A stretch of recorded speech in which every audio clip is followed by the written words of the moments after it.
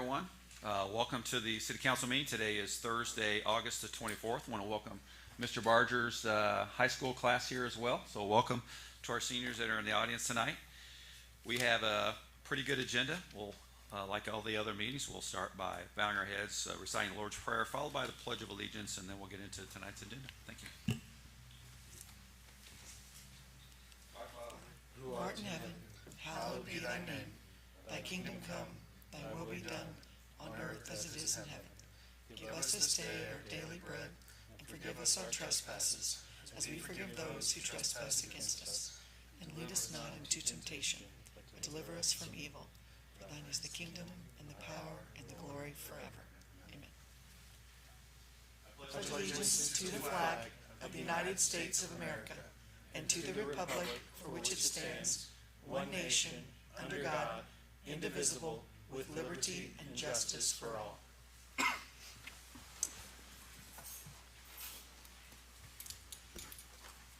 Thank you. Clerk, may we have a roll call, please? Of course. Good evening, Council. Tevenoff? Here. Krebs? Here. Lucy DiTillo? Here. Josh Schaefer? Here. Chatham? Here. Bartlett? Here. And Dan DiTillo. Here. Thank you.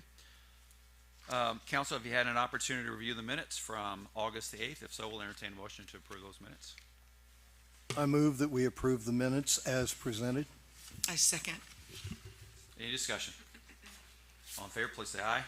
Aye. Any opposed? Thank you. Moving on. Tonight we are honored to have two of our Aviation Board of Commissioners as well as our airport manager here with us to give us an overview of the City of Madison Municipal Airport. And I'd like to begin by first recognizing Eric Obsuth, Dick Goodman, and Brent Spry. And I also would like to start by reading a proclamation recognizing the contributions of aviation to the country as well as to our community. Whereas in 1939, President Franklin Roosevelt issued a proclamation designating August 19th as National Aviation Day to coincide with the birthday of Orville Wright, the first pilot who was born on August 19th, 1871. Whereas August 19th through the 25th, 2023 is observed nationally as National Aviation Week to recognize the importance of aviation, reflect on the industry, and honor those that contributed to the invention. Whereas general aviation and local airports play a critical role in the lives of our citizens, businesses, community, and economy, whereas economic benefits of general aviation are generated by on-airport activities including operations, capital expenditures, as well as of-airport spending generated by out-of-state visitors. The Madison Municipal Airport opened in 1964 and is owned and operated by the City of Madison and is governed by a committed volunteer Board of Aviation Commissioners. Whereas the Madison Municipal Airport provides a base for STAT teams to respond to medical emergencies, houses aircrafts for local industries, serves as a hub for visitors to Madison, offers flight instruction for student and seasoned pilots, and plays a significant role in the economy of Madison. According to the Indiana Department of Transportation Office of Aviation, the Madison Municipal Airport, through its operational capital and visitors, has a total economic impact of over $8 million in the community each year. It's my honor as Mayor of Madison, on behalf of the citizens, to proclaim August 19th through 25th, 2023 as National Aviation Week. And I want to present this to Dick and thank you guys for all the work that you do for our community, and also invite you to give your presentation about the airport. Will do. Thank you, Mr. Thank you Mayor. very much. Mr. Mayor, Council, Madam Clerk, guests, thank you for having us today. And we've got a presentation we've put together. It should cover a number of areas, and I'll try to keep it reasonably short. I could be here for hours. You have plenty of time. But I won't. Well, we want to hear all good. about it. So I appreciate Yes. that. So first off, the photo here, this is the Madison Municipal Airport. As you saw and as you heard from the mayor when we started, and I'll go through a brief history of the airport. But the first things that I really want to say, and the most important things I have to share with you tonight, this is our community's front door. When decision makers and others come to the community, this is their first impression. This is their first impression of our community. And also when they leave, it's the last impression they have. So it's important to recognize that this is not simply an amenity. This is in fact a key element of our community's infrastructure. Here's some general information, gives some of the history. Some of the pertinent things are when the airport first opened, the runway was 3,200 feet long. It was, as you'll see in some of the milestones, it was lengthened to 4,000 feet and then finally to 5,000 feet where it is now. And for what it's worth, airports typically are these days, this kind of airport, 5,000, 5,500. There's been a tendency, a trend of aircraft manufacturers, even for larger aircraft, to design them to operate off 5,000 foot runways, even 5,000 foot runways with intercontinental range. So it's really been a trend to aim for this kind of runway. In Madison, we have 54 based aircraft, 3 jets, 1 helicopter. The airport's regularly used by 9 of our local companies. We have 38 hangars, 37 of which were built with private capital, and we have 1 large hangar that the airport built, and that was funded through a rural development grant. 8 companies on the field operate these activities, but the important statistic is there are 33 full-time jobs out at the airport. And I don't know if many people realize it's a business out there. There are 33 jobs. As I said, the runway's 5,000 feet. Runways are numbered, and the numbers, the closest 10 degrees to the heading on the compass that you're going when you approach it. So our runways are 3 and 2-1, and we have instrument approaches to both, which means the airport is usable under all weather conditions. The approaches, one direction gets you down to under 400 feet, and the other gets you down to 280 feet. So you can imagine when you're in a cloud approaching the airport at 280 feet, you better be real sure about where you are, because you're well below the height of the power plant stacks and other obstacles. We can handle aircraft that are very heavy, and we've had aircraft here that weigh close to that. We've had one, he said, well, I'll be down to 75,000 pounds when we get here. And the reason we mention that, you can see what the approach speeds are of these aircraft, how fast they're going when they land. And the pertinent part is to realize that essentially you've got a semi-truck, which weighs about 80,000 pounds. Imagine it's going 145 miles an hour. The wheels are stopped, and you drop it. That's the impact load on a runway. That's why runways are built to a much higher standard than our highways. They have to take these shock loads.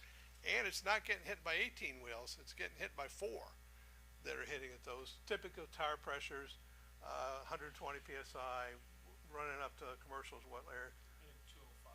Yeah, up to 200 PSI, so the tires are pretty hard. So just wanted to share that with you, get some insight into what happens at an airport. People new to the community, this is where the airport's located. As the mayor mentioned, we're a Board of Aviation Commissioners. In Indiana, public use airports are operated 1 of 2 ways, either as a Board of Aviation Commissioners or as an airport authority.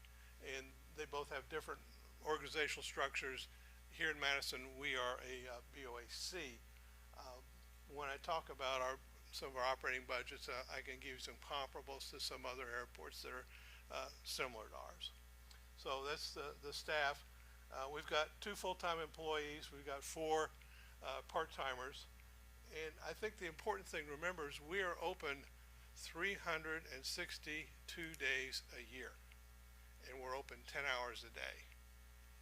That's a lot of time. And 2 of them are city employees, so they have vacations, sick days, and whatnot. It takes a lot of commitment. We used to be able to get volunteers for part-timers, but things have changed, and it's hard. We can't get people to do work if you pay them anymore. We've been fortunate to have these part-timers, but they're more than part-timers. We have to train them. They have to be trained on how to properly marshal aircraft, which how to give the proper signals to park them, tell them where to park, help them fuel. We have self-fueling, but a lot of our customers want us to fuel the aircraft. and then move the aircraft. When you start talking about moving a $60 million airplane, you don't just tell somebody the first day, give it a shot. You know, we need to train these people, and that's why we need to keep them. This is the terminal building, which we built that. That was funded with a gaming money and also some money from the local TIF fund. I think Mayor Huntington was here when we did that. This is the inside. It's a little threadbare. We built this in 2020. That's the original carpet. Original carpet, original paint, original walls. We would like to maybe put some new carpet down at some point. 2000, I'm sorry, 2000, when was that built? Yeah, so it's 23 years that's been there. It's done pretty well. This is the city-owned hangar, and you can see aircraft we park in there, and the size aircraft and number of aircraft, and we have the ability to move those in and out. We can both put a transient aircraft.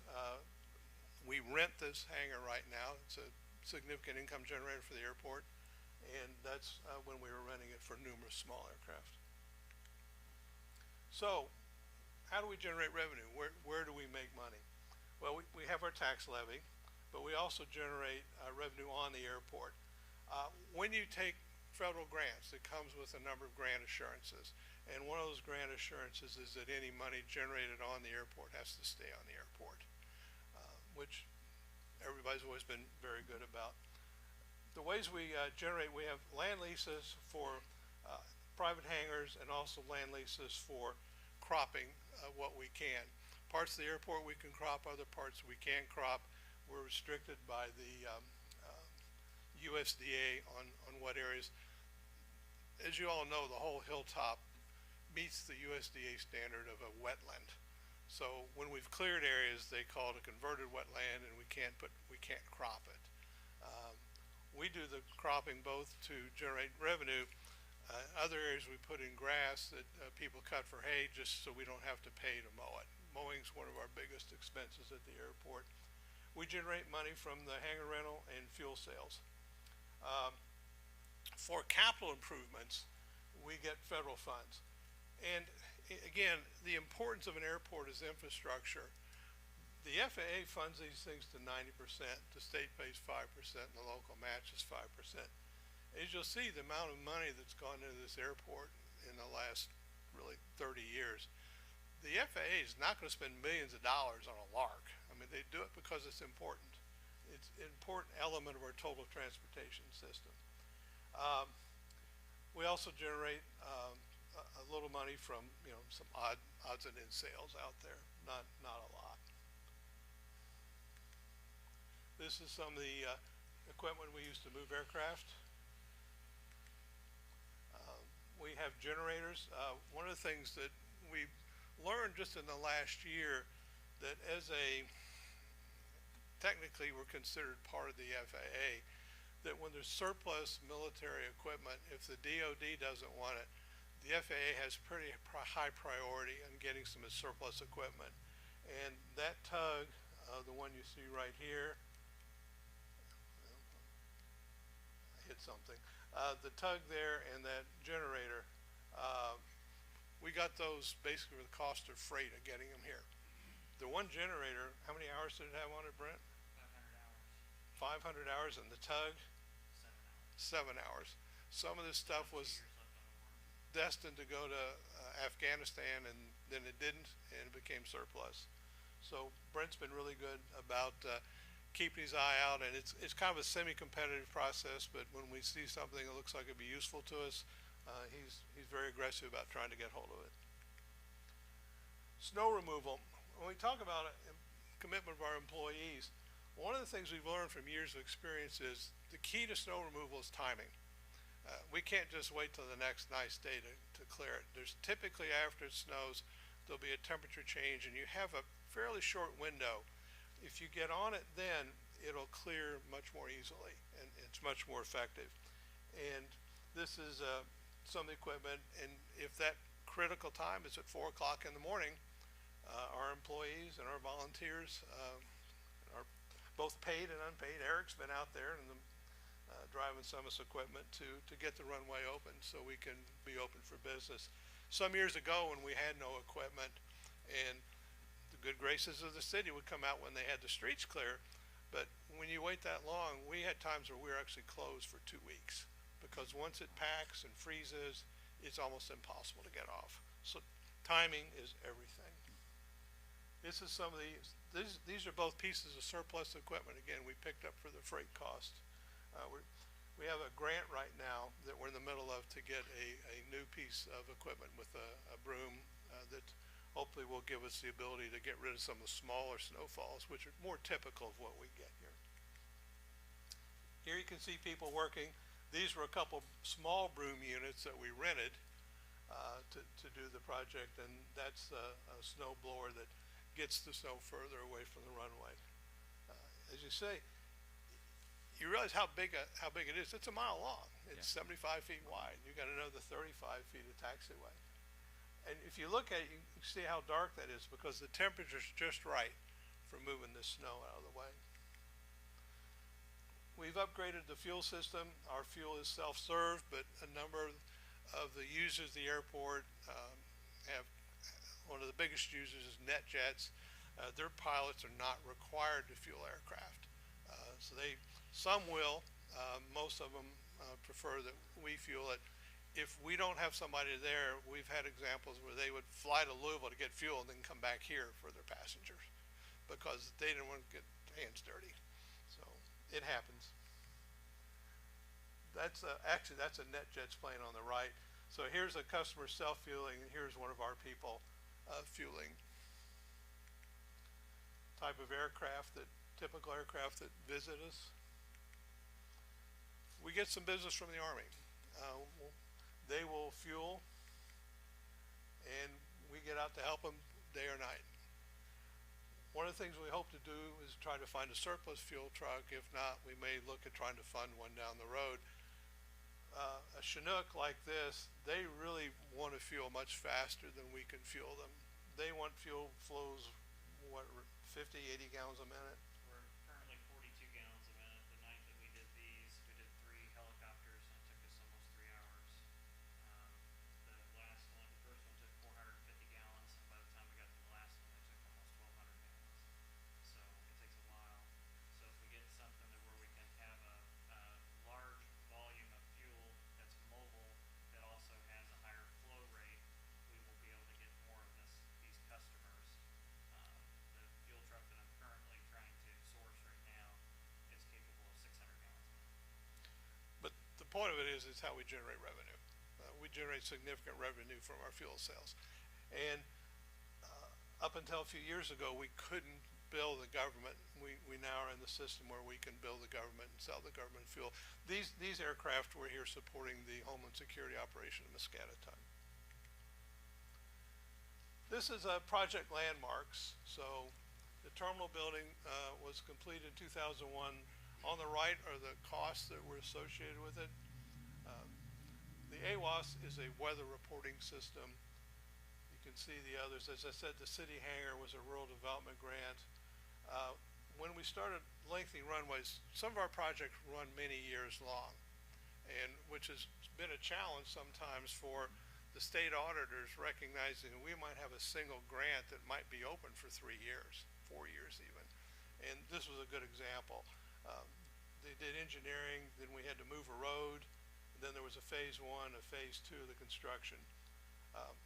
The MALZF is an approach lighting system that lets people successfully and legally complete an approach when the visibilities are low. We have a ceiling requirement, but there's also a visibility requirement.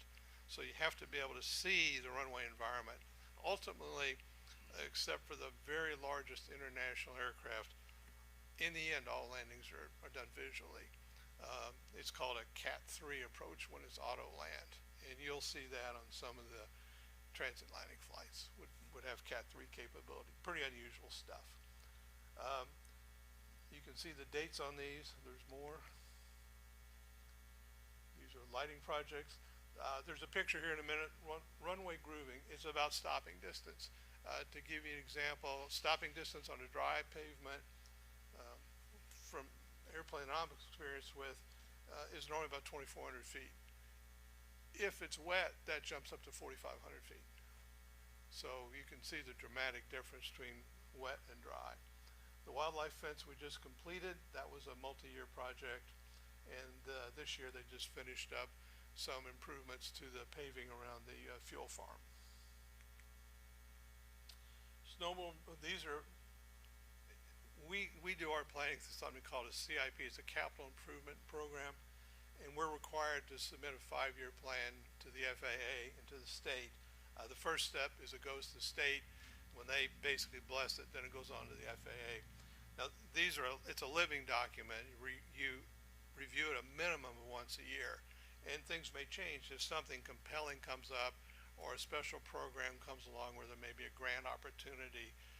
You can move things in and out of the CIP. You're not married to it, but it's an important planning document. And the ones I want you to look particularly carefully is in 25. We're starting a runway rebuild. Typical runway lives are 15 years or less. Ours have been there a long, long time, but the way they determine when a runway needs to be rebuilt is every 2 or 3 years they do a pavement index. They actually send equipment out and they measure the durability of the pavement and its condition. And our last index was 51%. You qualify to rebuild when you fall under 50, and they assume you degrade 2% per year in the absence of evidence that it's more. So the FAA has projected in a runway reconstruction in 26, and to do that the project will start in 25 with engineering and letting bids, and then 26 will be the actual work, and they will pulverize the runway. It'll be all gone. Remember I said we went from 3,200 to 4,000 to 5,000. When we did that, when it was 3,200, it was only 50 feet wide. When we went to 75 feet, they just laid new stuff down the side. And so there's a joint there. So we get some longitudinal cracking and we get lateral cracking on the runway as well. And this is one of the things that really degrades the life. What's underneath the runway is pretty stunning. I mean, in some places here, we have to go down 6 feet, and given the soil type that we have on the hilltop, they will actually incorporate dry cement into that and then compact it and see if we get the bearing loads that they require. Because remember, talking about how heavy those airplanes are impacting that pavement. Well, pavement performance is dependent on what's underneath it. I'm a little skeptical of that $4.5 million number because I know what's under the 3,200 feet that's there originally. And when they dig that up, they'll do soil testing. Also, we've used same engineering group for a long time. They're very good, but they built a new runway in Indianapolis this year. The engineer's estimate was $90 million, and it came in closer to 110. So their estimates are low, and this is 2 years out. I would expect to see that number go up. Once they see what the soil's like under that old 3,200 feet, and you know, as we move forward in time, it wouldn't surprise me if this project then turned into $6+ million. Further down the road, when we say these apron reconstructions, these are the parking areas. I'll show you a picture later why it's important that the bearing weight of those areas be adequate. So, what kind of airport are we? The FAA categorizes airports as national, regional, local, basic, and unclassified. Unclassified would be private, semi-private airports, or which would be private open to the public and private not. We're considered a local. We're edging up toward regional. This is how they categorize airports, and one of the things that does is to determine what kind of funding you get. When you're regionals, I'll show you later what kind of types of funding, but you become eligible for certain automatic funding you get every year, and then there's other funding that's more competitive, and it increases the amount of what you get as you move up in class. So as a local airport, we get $150,000 a year, what they call entitlement money.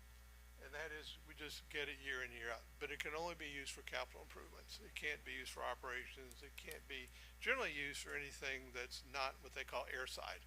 There's airside and landside. terminal building, hangars, or land side. Runway environment, lighting, whatnot, that's air side. Typically, they're gonna wanna see that go for, airside work. There's a short-term program called bill funds, and the entitlements are 95 and 5 match. So it means 90 fed, 5 state, 5 local. The bill funds, which is a 5-year program, that's 100%, there's no match. And that's part of what we're using to do some of the work that we'll describe as projects we got underway. Discretionary funds are those are the big dollars. That's where that $5 or $6 million will come from. And that's scored. And it's based on need, it's based on a number of factors, not the least of which is how much local support do you have? How much private investment is there on the field? What's the activity level on the field? All these things go into the scoring, and it's a competitive program to get discretionary money. I didn't show here, there's one other, it's a hybrid, they call it year-end dollars. They really fall under the discretionary category. One of the ways we've funded an awful lot of things here in Madison is what they call year-end dollars. The FAA themselves gets scored on getting all the funds that they are authorized expended on appropriate projects. So you might have a big project in another state or even within our region that for whatever reason doesn't get done on time.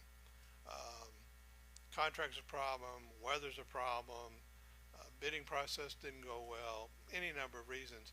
And all of a sudden you get to August and there's unspent dollars. What happens then is it can get shifted around between FAA funding regions and even within states. And we're in what's called the Great Lakes region. And historically, Great Lakes, the other regions and states can suck up that money, what they call year-end projects. But to have a year-end project, you gotta have all your ducks in a row. You have to have it on your CIP, you have to have bids that are less than 90 days old. All the squares gotta be filled. I's dotted, T's crossed. So what we've often done is put ourselves in a position where we've got a project we wanna do, we don't bid it till July. So we know that we're ready to go, and when those crumbs fall off the table, we wanna pick them up. And we've funded an awful lot of things with those crumbs. But to the FAA, you know, $1 million can be a crumb. I mean, that's a crumb for O'Hare. It's a big deal for us. So that's how we've really gotten a lot of our funding. We've kind of learned how to operate within the system most efficiently. For clarity, what percentage do you expect the city to fund on the runway project? Be 5%. Be 5%. Yeah, that's a 5% local match. Relatively good deal, actually. People might say it's 95% free money. I mean, 5%, paying 5 cents on the dollar is a pretty good deal. We'd take that any day of the week at the gas station or Walmart. Big things we did operationally, and I think the biggest change we made in 2014, we went to a full-time manager. Up to then, we'd had just whoever was hanging out at the airport kind of running the place. And it was mostly the board, and we did okay with that.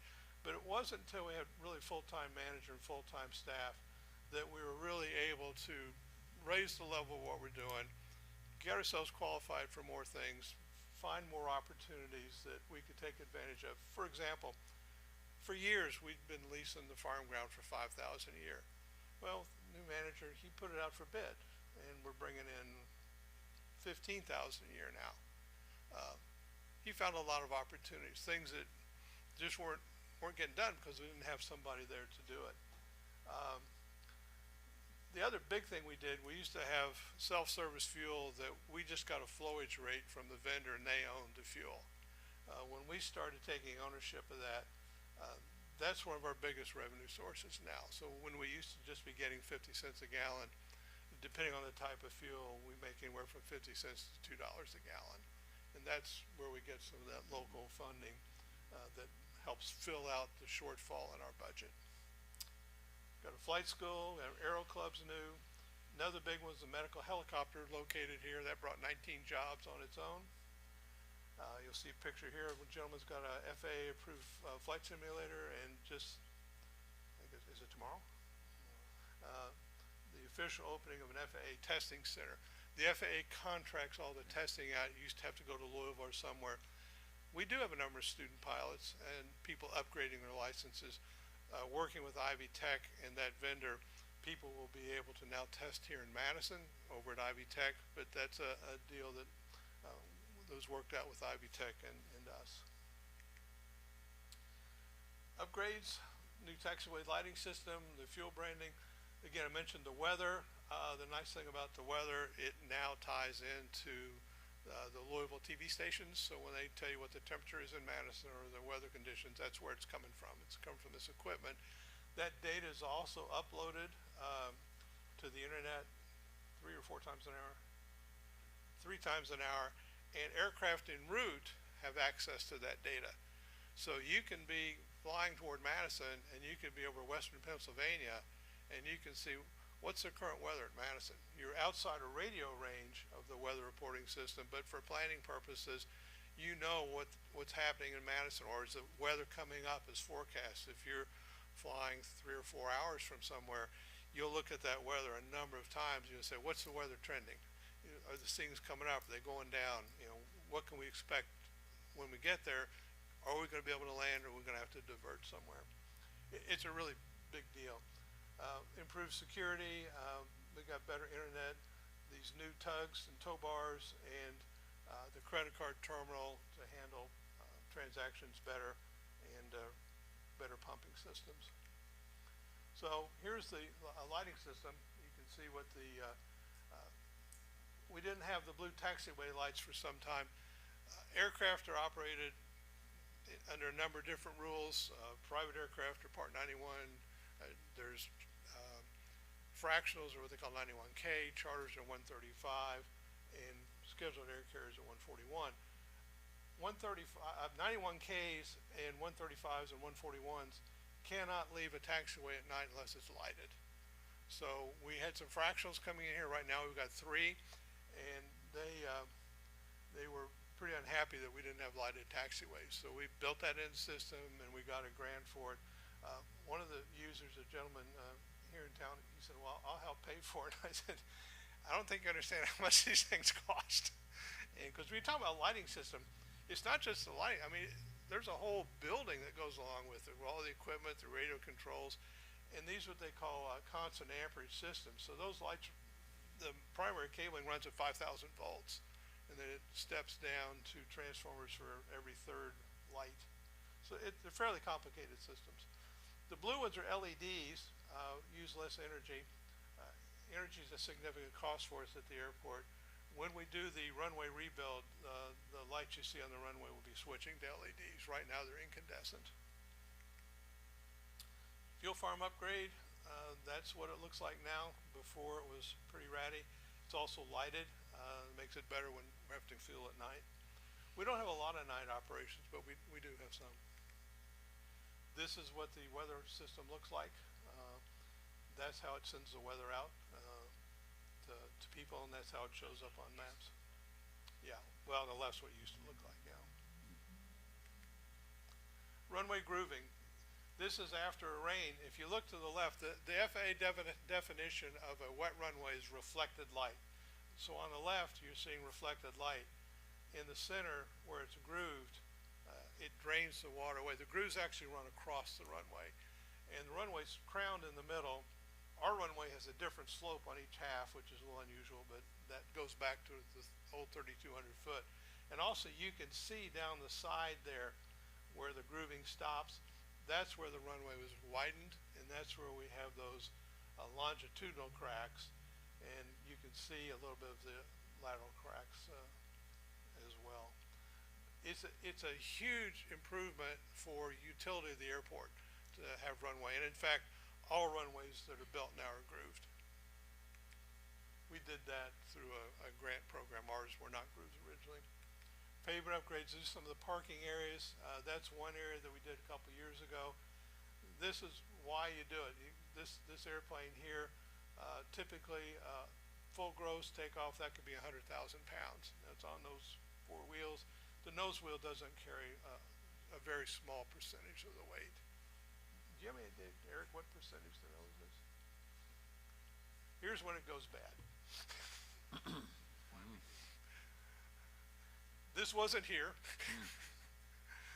On the left, you see about an 80 or $90 million airplane that has now just suffered millions of dollars of damage. It literally just sank through the pavement. The pavement wasn't strong enough. What was under it wasn't strong enough. Here's a FedEx that got off the beaten path. And that's what happens when a heavy airplane gets onto an improper surface. Somebody asked if we can land a 747 at the airport, we can just say once. Yeah, once. Good answer. That's the medevac. They're, as you probably hear, out and about all the time. This is a simulator that's now in the field.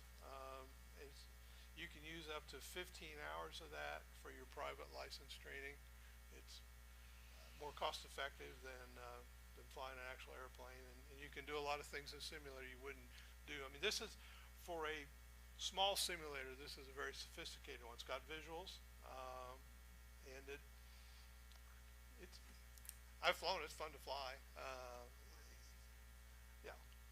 It has simulated radio traffic, which is just piped in from what's going on in the real world. So this is our website, one of the improvements that Brent has made. People can get online, get information. Recent project, wildlife finch. Yes, about the deer. This is about a $1.2 million project. This drug out for years and years. FAA said we want to do it, and we started on the project. Then they said, "Why are you doing it?" And we said, "Well, because you asked us to." "Oh yeah, go ahead with it." But then it took a year-long wildlife study, so we had to study. One of the things that helped us, particularly with the state does do regular inspections of airports, and it so happened this piece of property down here, it's not showing up on their point. I'll point it up here. We didn't used to own this little triangle here, and the guy had cattle there. And that really does have a problem. The day that the state came down, they landed in one holder of a cow. So we actually had pretty enthusiastic support from them about getting a fence. So that was the wildlife fence. One of the big deals, and this was, it doesn't show up in things because it was a zero cost undertaking to the airport in the city. Again, this was a project that took a good 6 years to get done. And it was an instrument approach to the runway 21 from the other direction. And one of the real complicating factors is the proving ground. That is still restricted airspace. It's very important airspace to the military. They still use it for air-to-ground operations. There's a range in there. And getting them to agree to even on an intermittent basis give up the use of that airspace was a lengthy negotiation. And in fact, it didn't happen until I think the mayor spoke with a congressman who inquired with the FAA, well, why is this taking so long? And lo and behold, it was done. And that was absolutely due to the efforts of the mayor and our congressman. So that was a great day for us. So local projects, things we plan to do, this one you saw, the runway rebuild. We've got some utility upgrades to do. We only have single phase power. We've had some requests for 3-phase. That might open the opportunity for other businesses on the field who would need 3-phase. One of the things we've talked about, one of our newest board members is with the Port Authority, and he's had some really creative ideas. There's some discussion that eVTOL, electric aircraft, may be used for short haul transportation. They may need a place to base them. We're kind of between Louisville, Cincinnati, and Indianapolis, but they're going to need power to charge them up. So one of the things we're wondering about, could we become a home plate for eVTOL aircraft serving regionally? Fuel farm upgrade, we need faster pumps. Terminal, let's say it's original 2000 interior. We would like to do some work there. At some point we're going to need another corporate hangar. We typically are going to try to work with a contingent lessee on that. We are building a new maintenance hangar to house all this equipment we've got. We finally qualified to build that, and we have a grant already established to do that project starting this year, and we'll have it done next year. Fuel trucks, we're trying to get some surplus ones down the road. We may want to look into buying one, but they're fiercely expensive. I mean, $500,000 is not out of the realm for a fuel truck. More business is what we're after. We want more activity. We want more people here. We have about 15,000 operations a year, and that's done by, it used to be done by microphones, and now it's actually data that's collected by something called ADS-B, which is Automatic Dependent Surveillance. Aircraft now broadcast their location. It also means the FAA can see you down to the ground because they're getting data in, GPS data. So people that used to think, I'll cut through the proving ground because I'm down at 1,500 feet and nobody will know, yeah, they know. We had a plane come in one day and the phone rang and said, this is Cincinnati Approach. That plane that just landed, we'd like to have a chat with him. Which is a pilot, you never want to hear those words, call the tower. He had a call to tower call. So this is what we're trying to get done. Ways we do it, competitive fuel prices. We have discounts for larger based aircraft. We do have events out there, part of those for public awareness, just to get more involvement, our online presence, and we work with the tourism people on maps and handouts. How can you help us? Well, spread the word, and we appreciate an opportunity now to give you some insight into what we're doing. Recognize that the airport is a critical element of the city's infrastructure. It's not an amenity. It is a critical element. As I said, here's a fact that give you some context. We operate on about a third the budget of most airports. And when I say many airports, Seymour, Jasper County, Huntingburg, those airports operate on about a $900,000 a year budget. We're doing it on a shoestring. It's known through the state. Most people say, that can't be done. And we're struggling a bit. We used to get a little more support in terms of contribution from you all. By doing that, we were able to take some of the revenue that we had generated on the field and pay some of these bills. The biggest bills really are these matches. We have not come to council for a match, I think, in 15 or 20 years. We were self-funding those. Right now, I don't think we're going to be able to do that. So we could really use some more budget support. In order to really justify that, people need to know what we do, how we contribute to the community, why we're there. We really encourage people to come visit the airport. This was an aircraft that visited us recently that happens to belong to Scott's Turf and Seed, whatever they call themselves. They were here in business. People come and go that you may have not realize were here. That's a good example. That airplane weighs about 50,000 pounds, I think. It's a longitude. I'm guessing that's what it is. As I said, our airport, it's the first thing, the first impression we make, and it's the last impression we make on visitors when they come to Madison. And we're pretty proud of this place. We're pretty proud of, frankly, what we've gotten done with 2 full-timers and some volunteers and 4 amateurs on the board. I think over the course of the time we've done pretty well. I think the money we brought in so far adds up to about $9.5 million, and that doesn't count the 5 or 6 that's yet to come. So I think bringing $9.5 million for a couple amateurs volunteering and now some professional is pretty good achievement as a city department. Right now, I'd like to say if you got any questions, be happy to answer. Wow, that was a great presentation. I've learned more tonight about the airport and all the investment you've made and the improvements and upgrades than in any prior year. When you're talking about operations, is that takeoffs and landings? Takeoff and mostly? landing would be 2. It would be 2. Yeah, Okay. and we get a fair amount of traffic coming up from Louisville, people, student pilots, and they'll do what's called a touch and go, where they'll land and take off, and that's 2 operations. the Scots, planes that come and they leave, it's 2 operations. And they are counted. That's not a pie in the sky number. Not every aircraft has ADS-B. The state has an algorithm where they know roughly what percentage of aircraft have ADS-B and what don't.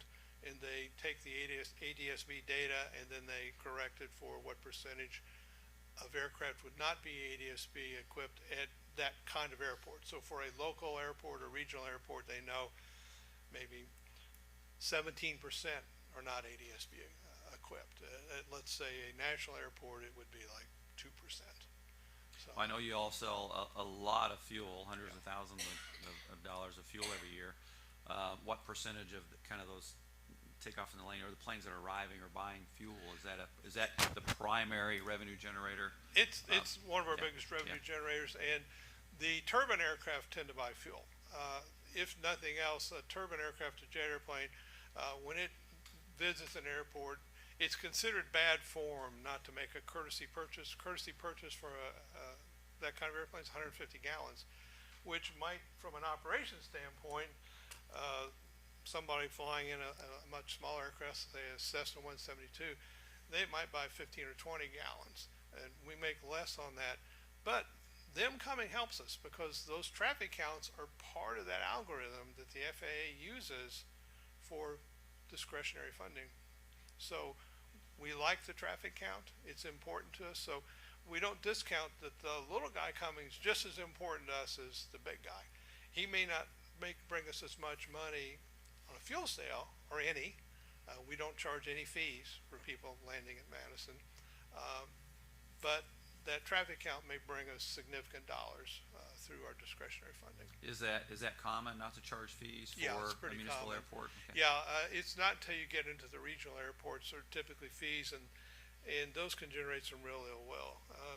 Recently, the AOPA, the Aircraft Owners and Pilots Association, now publishes a guide of who's charging what. Some of the bigger airports, there's been a lot of consolidation in what they call the FBO, the fixed base operator industry, and there are now 4 big nationals that have gone around trying to buy people up. And when they've bought them up, they charge some pretty good sized fees. They might charge you $150, $200, $300 to walk through the door. And their fuel prices are exorbitant. I mean, I've seen fuel prices. What are we charging right now, Brent? We're $5.70 for Jet A. You'll see prices $7, $9. You get to a place where they really don't want you there, like Logan at Boston, $11, $12 a gallon. Yeah. There's a bill right now in Congress about it for transparency on use of fees. Yeah. So that is a kind of a hot button item, and as I said, the AOPA is trying to work around that by publishing what these are. So one of the things that they're trying to get through Congress, the bill that Eric's referring to, is some of these big airports say you're going to have a public parking area. That airport was paid for with public money, and you don't have a right to say a guy showing up in his Mooney, you shouldn't be charging him $200 to $300. He should have a place where he can go park and go out the gate and not pay anybody anything, because the taxpayers paid for that. Now, where's the taxpayer money come from? It comes from 2 places. For general aviation, we pay 21 cents a gallon on fuel, and that goes into the Aviation Trust Fund. The airlines pay about a nickel a gallon into that, but they also charge a federal excise tax on your ticket, a ticket tax, and that ticket tax also goes into that Aviation Trust Fund. So when we talk about FAA money, that's not coming from the general fund. That's not coming from the taxes we pay the IRS. It all comes from people using the system. So, does that answer that? Yes, they did. Thank you.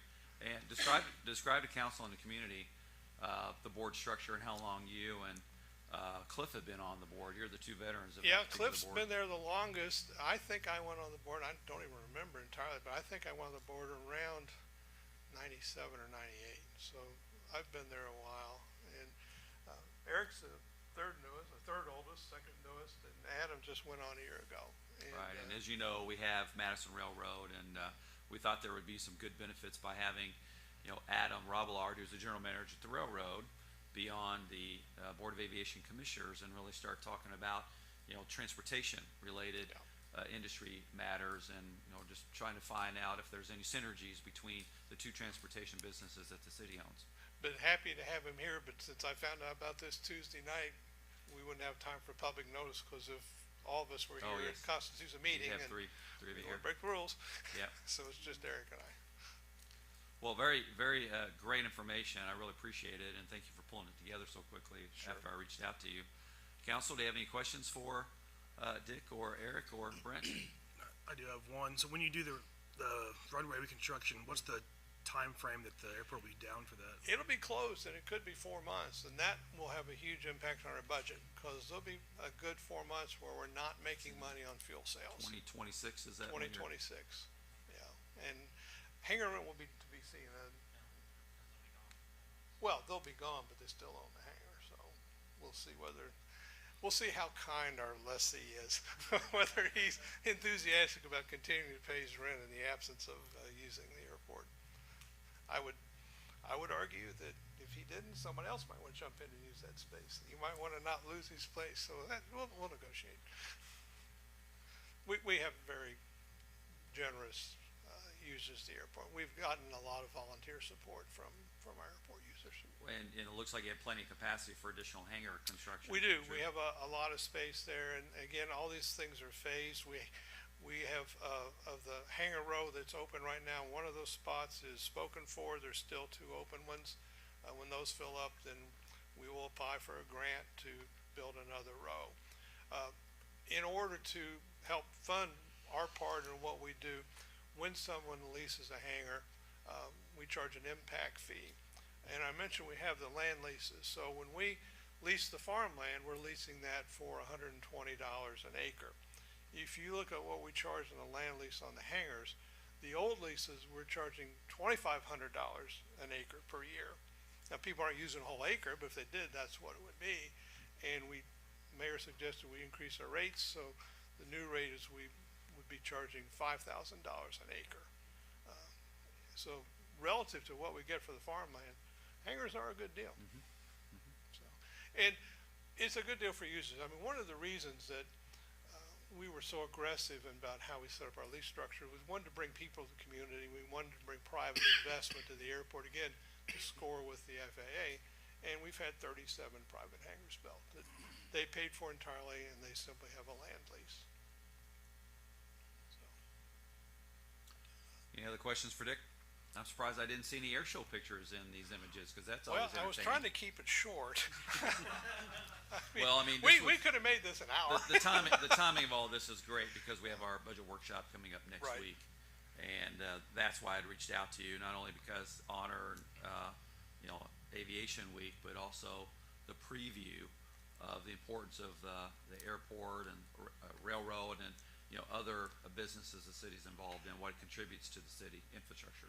I really think context is important, Yeah. and I would say, as a board, I don't think we've done a very good job, probably the last 10 or 15 years, being involved with council. We've just kind of, as the mayor pointed out, we've kind of operated in our own little world out there.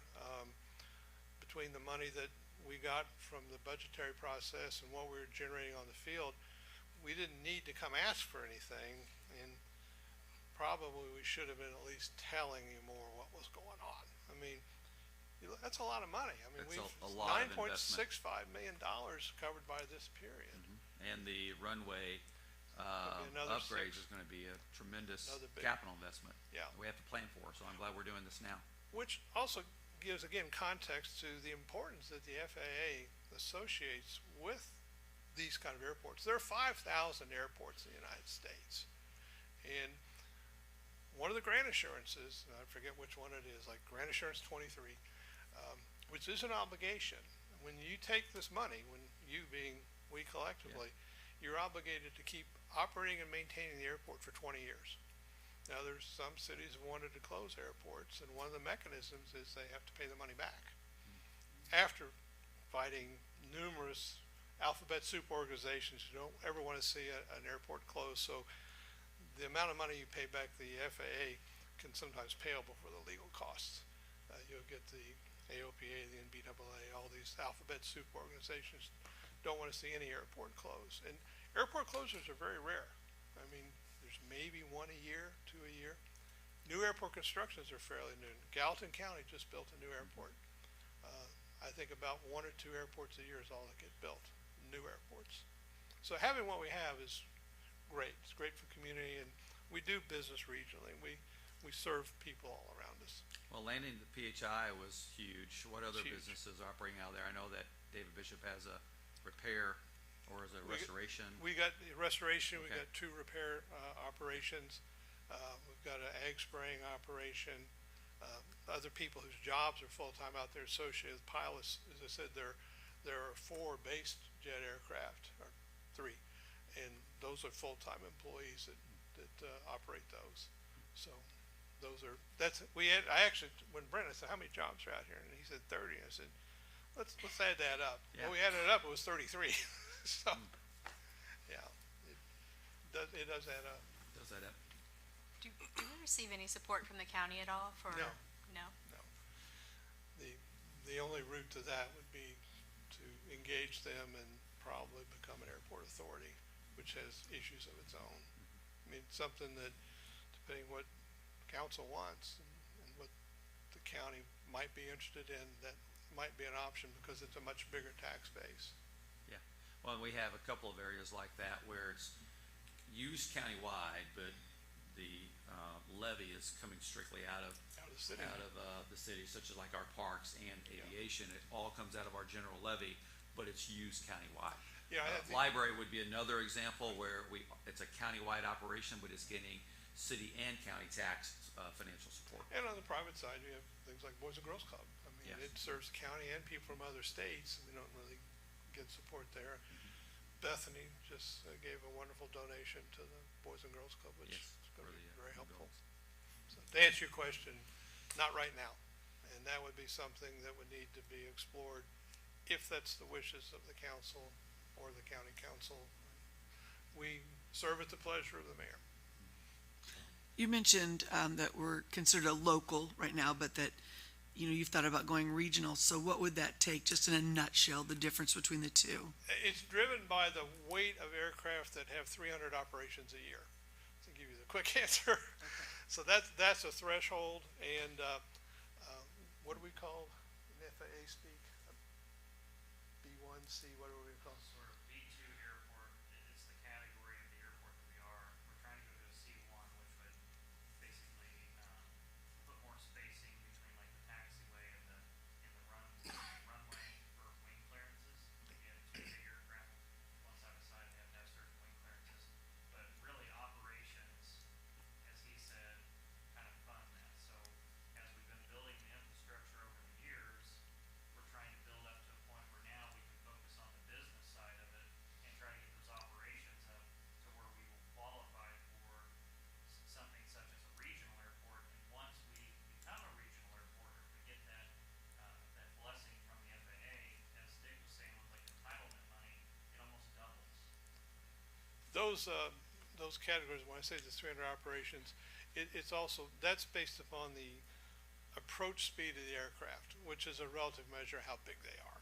So most of the aircraft that we have, their approach speed, and it's, in fact, your minimums on the charts are based on your category and size and your speeds. So a heavier aircraft would, if there were 300 operations a year, and that's takeoff landing would be 2, that kicks you into that next category. But for us, it would mean building a new taxiway. We'd have to move it because our taxiway for the next category, we're too close to the runway. But again, they would pay for that. So is that something that you're considering with your new runway in 2026? No, we're just doing the runway. Won't have Okay. anything to do with the taxiway.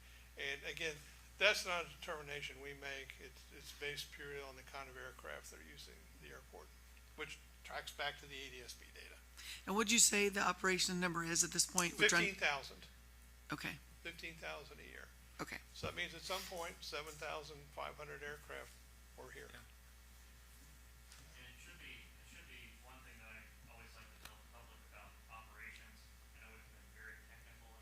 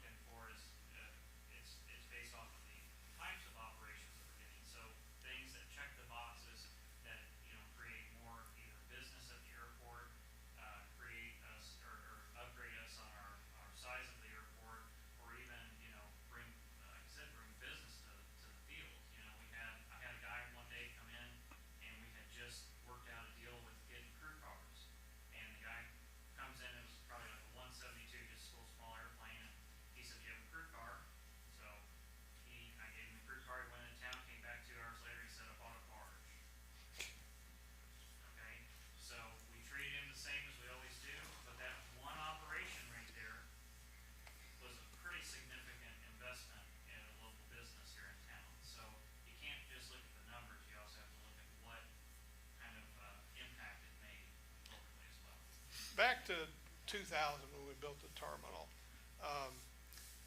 Guy ran a business here in town, Bill Doty. I don't know how many people remember Bill. Bill was one of these guys you just didn't kind of see when he was right in front of you. And the old building wasn't even double wide. It was a single wide. And it had a little fiberglass shed roof over on it. And there was an old ratty Quonset building that went back to the airport's original construction. And this King Air, which is a twin-engine turboprop, came in, and these three guys had their three-piece suits on, and they're walking across the ramp. And Bill was sitting in a chair. They didn't see him, and they were maybe from me to you, and they were speaking. And one guy said, "Jesus, how'd you like to live here?" And Bill mentioned that to Mayor Huntington, and that's when Al said, "We need to do something about that." Now, fast forward a few years, the new terminal building was built, and there's a Falcon 50 out there. It's a three-hole jet engine, three-engine jet out there, pretty big airplane. It's sitting out there, and here comes this entourage into the terminal. I happen to be over there. Again, maybe sitting in a chair, maybe invisible.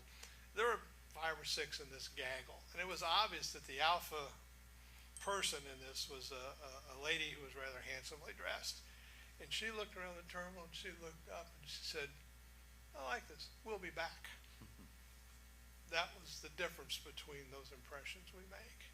And that was important because they are actually over in northern Kentucky. They were scouting something, but they were the ones that built the outlet mall.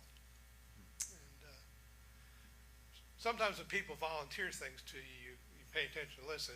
It's considered bad airport form to ask who they are. But very often they'll chat with you. Anything else? One thing, if you could send that presentation over to the mayor's office so they Sure. can send it out to us. Yep, Yeah, thank you. happy to. Fantastic presentation. Thank you. very much. We'll see you all tomorrow. We have a couple of other reports we're going to do. As a follow-up, I'll ask Chief Wallace to give you an update on the saturation patrol they did over Riverfest weekend. Evening, Council. I'll be brief. We periodically throughout the year do a saturation patrol, which is essentially that, bringing on some additional officers from the PD and joining forces with our counterparts at the Sheriff's Office and saturate the area in which we feel that there, maybe some narcotic activities going on or traffic issues or dangerous drivers. So those are the 3 areas that we really try to focus on. So we conducted one of those over last weekend, last Saturday night, for a 5-hour period of time. Had a total of 13 officers participate, 9 from the PD and then 4 from the Sheriff's Office. And the final total is we end up with 41 traffic stops, 37 written warnings, 4 citations, 6 arrests, and deployed our K9s 6 times. Those arrests included several DUIs and narcotic-related arrests. One individual actually had an active warrant out for their arrest as well. So again, we do this periodically throughout the year, try to coincide with maybe a lot of activity in the community and hopefully make a significant impact difference with this. It's also a good thing building camaraderie. It builds the camaraderie within the department and with the agencies. So we try to, again, try to do that several times throughout the year. Very successful program. One other thing I may touch upon real quick is our 4 gentlemen at the Academy graduated last Friday. They all did well. They're back with us. And they started this week with their field training program. It's a 6-week-long program led by Officer Wimpy. I've sat in on a few of the courses and heard some of the comments from these younger officers who feel that some of the information they're getting through Officer Wimpy's courses are probably more informative than what they even received at the Academy. So very proud of that program. Back in my day, I know you guys hate to hear back in my day stories, but back in my day, you graduated from the academy and they threw you keys. Well, actually, they threw you keys before you went to the academy and said, "Go get them, Tiger." So we really expelled upon that, and it's a really a good program. So really excited about these 4. Officer Sweet will be back on September 4th from his 8 months in Kosovo. We're excited to get him back and get him up and running as well. So we're kind of going from being down and out just a little bit personnel-wise to really getting ready to take off. And once we do that, then there's a lot more things we can accomplish. Obviously, you're on one side of the aspect trying to get by day to day. Now we'll be more in that proactive aspect where we can really take off and start running on some other projects and issues we'd like to deal with. So. those additional resources are really gonna help us with our, public safety initiative, particularly, traffic. Absolutely. And I know that's something you guys have really been focusing on. It's just, we need more resources Yes. applied to it because of the problems we have across the community with traffic management. Yes, and coincide with that, Joyce, and we still unfortunately right now have an officer or two off with illness and injury, so it all compiles together. But hopefully we're about ready to get healthy and take off here, so. I don't know if this is a good time or I can mention it later, but we did make an announcement this week about our partnership with the Bethany Legacy Foundation on a program called PASS. Yes. You want to give council an overview of PASS? So PASS the program, but again, it's funded by. Very innovative program. Bethany Legacy, much appreciated. Quite often law enforcement officers will hold things in. We see a lot, experience a lot, and sometimes we're afraid to show our emotions or afraid to let somebody know that something that's bothering us. So with this program, we will have a therapist essentially not on staff, but available to us 24/7. The officers can go to this young lady with any issues they may be having emotionally, and it's all held in confidence. It's also required that they'll be meeting with her either virtually or face-to-face once a year to have a sit-down meeting and see if there's anything that she can help us out with. So opening that avenue up for the officers, I feel would be beneficial, and hopefully if they are hurting for whatever reason it may be, that they'll reach out. But they felt it was important to create that opportunity for the officers to have, just in case they would need to seek some help. Again, it's hard for all of us, and I don't know, it's even hard, maybe even tougher for police to say, hey, I'm hurting and I need help. So this will hopefully help them when they do need it, before it gets too far, before it gets to abusing whatever, or God forbid even worse. So that program is in place, along with now through the Bethany Foundation's AEDs. We'll have an AED in each squad car. We have them in the office now. Once we get them disseminated, each police officer throughout the entire county will have an AED in their squad car. So that will hopefully don't need it on anybody, but it's going to be available, and we know seconds save lives. So we appreciate all that foundation's doing for us.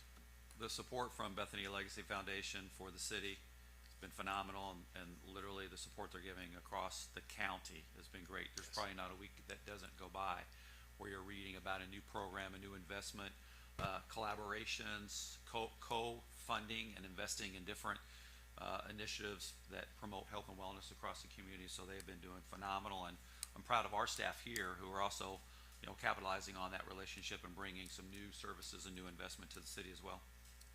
I will say, coincide with that, our grant through Homeland Securities has been approved, and we'll be starting on security on Bond Drive, camera-wise. So we'll have the entire, similar to what we have on Main Street, Bond Drive will have security cameras as well. So that should be starting up fairly soon. That grant's been secured, and if you ever done a Homeland Security grant, a lot of work, a lot of questions to be answered, but we're appreciative of that, and that'll help secure our Bond Drive area as well. Any question for Chief? Yeah, Chief, back to the 4 new grads. So they've got 6 weeks of field training, and then they will be active on their own, or what's that look like? Yeah, generally, they'll have 6 weeks of field training on top of their 16 weeks at the academy, obviously. But it's an officer by officer basis. So some may at 6 weeks be ready to go, but some may take longer. So at the end of 6 weeks, if we don't feel that they're ready, then they don't go out on their own. They don't go out on their own until our field training officers, which we have a staff of 6 now, will all get together and evaluate each one and make a determination if they're ready to go out on their own. But there's no shame in it. We don't rush it. If they're not ready, they're not ready. So we take it on a person by person basis. Okay. Good question. Thank you. Chief, thank you. Thank you. And we thought we'd just give you an update on some of our economic development activities. So Tony Steiner is going to give you an update on some of our projects. We have a lot of things coming out of the ground right now, new investments and some exciting announcements. Yeah, thank you, Council. To our colleagues at the airport, I would just compliment them. As you will know, the developers we have come to town often. One such developer is also president of an international airport board, and he's always been very impressed with the way we operate and the way they've been received when they've landed. So we should just give kudos to that. It does matter. So I did want to give a little bit of update on some economic development activity. We're working with the county and the county commissioners and county council on a couple alternative energy opportunities that have come into the county, and we're working through those currently. We're trying to continue to deal with some housing strategies as it relates to bringing housing units into the Madison, Jefferson County market. As you know, the state legislature has given us some additional tools here as of July, and so we're researching those and working with some of our economic development, financial, and legal counsels to understand how we can structure those and, as we like to think, leverage those and make our investments more robust. I would also say we've got a great partnership, not just with folks within the city, but also our nonprofits in the community. I'm working hand in hand with the Madison Main Street program on a number of opportunities in our downtown, a couple of restaurant opportunities here, and continue to work with them, as well as VMI on our tourism enhancements. So we want to congratulate and keep those nonprofit relationships strong, and we're doing a really good job there. Our Madison Railroad, City of Madison Port Authority, we're going to have some announcements here in the next couple of weeks from an economic development perspective that we've been assisting with. Adam and his team are doing a great job, and we've got some really great announcements that'll be made from an economic development decisions associated with the transload facility, which you all supported and the redevelopment commission has supported. If you drive up there, you'll see a lot of activity and some new equipment. There's some exciting news to come here in the next couple of weeks as it relates to the Madison Railroad. Oak Hill, we had a great city council meeting there. We're just in the punch list stage on a few minor details that are left to be done. We have lit the 3 entrances into the community with solar lighting. It's our first attempt at solar lighting, and those 3 now are lit, welcoming people at night to our community on State Road 7, 421, and at 56 and 62. So that is complete. Our Duke LED project is almost complete. Should be done by the end of September. That's where we're replacing the old, sometimes 30, 40-year-old metal halon streetlights with new LED technology, which will save us tens of thousands of dollars a year in electricity with Duke Energy. The Super Overlook today, I was informed we're going to be starting phase 2 of that, which is the terracing on the left and right side of the Super Overlook on September 11th. That was delayed a little bit because of regatta and then also for the pleasure boaters. So that'll start back up here in September. Our Gateway project, if you drive down there today, you'll notice it's been seeded and strawed and all the landscaping's complete. We'll be entering that punch list here in the next week or two. And that project will not be completed until the art's installed. We have selected 3 artists. The Public Arts Commission and a committee locally have selected 3 artists. They visited the community about a month ago and are out being creative, we hope, and inspired by their visits. And they'll be back in October to make some public presentations of their designs for that committee to make some recommendations to the Public Arts Commission in November. And we hope that project to be installed by June of next year. EV chargers, we have 5 active now in the community. Just a few months ago, we only had 2. Those 5 are all active, 2 at Mulberry, 2 at Main, and 1 at the Bridge Approach parking lot, all of which are being run by an app called AMP, A-M-P, AMP Up.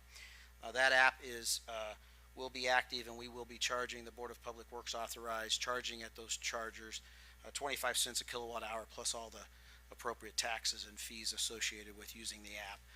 We hope to have that up and running here in the next week as soon as the signage is finished. Gaines Park, we're excited. It's under construction. If you drive down there, the playground equipment honoring their school colors from that Broadway school, the purple and gold. It'll be a highlight in that park. September 16th, be looking for some invitations on ribbon cuttings. For that evening, for the Broadway reunion, we'll be celebrating that ribbon cutting for their festival that evening. Crystal Beach, the 16-inch slabs are being poured as we speak throughout the floor of the new pool. The diving well is complete, And you'll start to see other activity. All the pumps, filters are in the basement, and all that plumbing is about done. And we'll be pouring a lot of concrete over the next month. And the contractor's saying we're on schedule. So it's been a good process. Sunrise Crossing, if you've been seeing the Facebook posts, and want to apologize to the community for the inconvenience on Michigan Road. One more week of maybe inconvenience next week. We've got striping and to finish this traffic light, but you're seeing the decorative lighting being installed along Michigan Road. Traffic lights up. Paving was done yesterday. We've got striping to go and some landscape architectural work to complete here over the next 2 months. TJ Maxx met with the new manager. She's moving here from out of town with her family, and we're excited about having a new resident of Madison. She and her 2 kids and her husband will be here in the next 30 days. They will be opening September 10th. September 10th, TJ Maxx. That date can fluctuate just a little, but we're excited about that. It's a little ahead of schedule from what we heard a month ago. We still anticipate Hobby Lobby opening by the end of September, and then Kohl's by the end of October. So we're tentatively scheduling an October 30th ribbon cutting and celebration with the developers, all our participants in the community on October 30th. And finally, I'm really happy to say, after a long 18 months and several years of conversation, that as of yesterday afternoon, the Dollar General Corporation did officially approve the DG Market in our downtown. We will be closing on that property in the next 30 days with the developer, and they have requested the project to be open by May of next spring. So it'll be a fast-paced project here. The developer's up to the challenge. The city's up to the challenge. We have some investments to make, and we're really excited about that, and want to thank the council and all those in the community who've supported that process over the last several years, and especially the last 12 months as we've moved tighter and tighter with the Dollar General Market. So the DG Market is official. Be looking for construction to start very, very soon. So we're excited about that. Excellent. Okay. Tony, keep up the good work. Any questions? You want us to add a few more projects to your No, to-do list? no, not anymore. I'm hoping to There's a few eliminate. things he didn't even talk about tonight that, But are there any questions, comments? Thank you all. thank you, Tony. Fantastic news. We'll move on with the agenda. There are no bills on third reading, so I'll turn it over to our clerk for a bill on second reading. Joe isn't here with us tonight, so I will read over what our ordinance on reading number, or second reading is. Currently, it is ordinance number 2023-11, an ordinance of the Common Council of the City of Madison, Indiana, establishing the Dave Kidwell Memorial Lighting Non-Reverting Fund. Whereas Dave Kidwell was a longtime employee of the City of Madison and created beautiful handmade lighting elements to be displayed on Main Street and elsewhere in the City of Madison, and whereas the City of Madison wishes to establish a fund to deposit memorial funds along with other funds raised for lighting and pay expenses related to the lighting displays. Now therefore be it ordained by the Common Council of the City of Madison, Indiana, as follows. A fund is established for the purpose of depositing monies for the purchase of materials and supplies for creating new lighting elements, as well as the purchase of new displays as needed. The monies will come from donations, fundraisers, sale of merchandise, sponsorships, appropriations from city accounts, or from any other lawful source. B, the fund shall be named the Dave Kidwell Memorial Lighting Non-Reverting Fund. All funds contained in the account shall be expended only for the exclusive purpose of paying for creating, purchasing, maintaining light displays. These expenses may include equipment, materials, ready-made items, matching funds for grants, fundraising expenses, and any other expenses related to holiday displays throughout the city. The express and written approval of the Board of Public Works and Safety shall be obtained prior to the expenditure of funds from the account. C, the fund shall be non-reverting and exist perpetually unless terminated by a subsequent ordinance enacted by the Common Council. D, if the fund is terminated by a subsequent ordinance enacted by a Common Council, the remaining balance of the terminated account shall revert to the general budget of the Common Council. And this is sponsored by Lucy Councilman DeTille. Lucy DeTille. Okay. So I would like to make a motion to move this to a third reading so we could go ahead and establish this fund and put the money that's already there into it. Is there a second? Second. All in favor? Aye. All opposed? Okay, we'll move on to the third reading. To save us time, is it okay if I just read the highlight of the heading? Please. All in favor? On the third reading, you only have to read the title of the document. Right, I was getting their permission to skip that. Okay. An ordinance of the Common Council of the City of Madison, Indiana, establishing the Dave Kidwell Memorial Lighting Non-Reverting Fund. And we will move to our roll call vote. Krebs? Yes. Lucy DiTillo? Yes. Schaefer? Yes. Chatham? Yes. Bartlett? Yes. Dan DiTillo? Yes. And Tevenall. Yes. Thank you, everyone. council. Nothing on miscellaneous. We'll open the floor up to public comments. If there is anyone present who would like to address the mayor's office and city council, please do so by coming to the podium and providing your name and address and making your comments, please. Seeing none, I'll move to some brief comments. Just want to let the community know that the city made an announcement just a little while ago. The City of Madison Fire Department will be having a kind of a pop-up splash pad, which was fun during National Night Out. They'll be doing that on Saturday afternoon at Bicentennial Park, so look for that. We'll have our budget workshop next week. We're all planned for that. And earlier this week, we did issue after the Board of Public Works meeting, stormwater RFP for services to update our ordinances, which is required since the City of Madison is an MS4 community. We have to have an updated ordinance by next spring. We're also using this opportunity to not only develop new policies, but also do an inventory of the City of Madison's stormwater infrastructure and network, so that we can properly, devise the policies for improved stormwater management, which is critical for our community, but also has been lacking the investment that it's needed for many, many years. I will stop there. Thank everybody for being here tonight. If there are any questions, comments that council would like to make, please do so. If not, we'll entertain a motion to adjourn. I move to adjourn. I second. All in favor, please say aye. Aye. Any opposed? Thank you, everybody.